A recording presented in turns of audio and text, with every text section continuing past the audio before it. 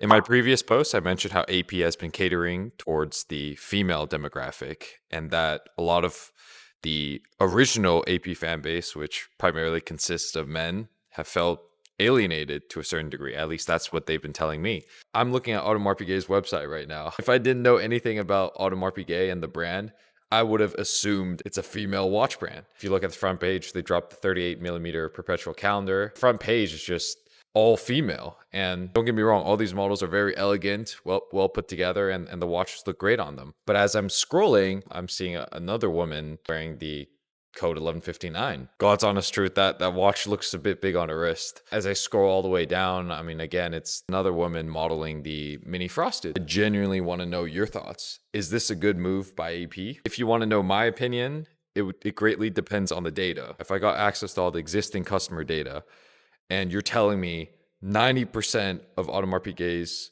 customers are men and only 10% are women, then my answer is kind of like, what the are you guys doing? But if the data is showing that over the past few years, more and more of the female demographic is joining the Audemars Piguet family, then it makes a little more sense to me. Just from the top of my head, if we look at a brand like Van Cleef, it's a primarily female demographic, but it's still unisex, as a lot of guys do like Van Cleef.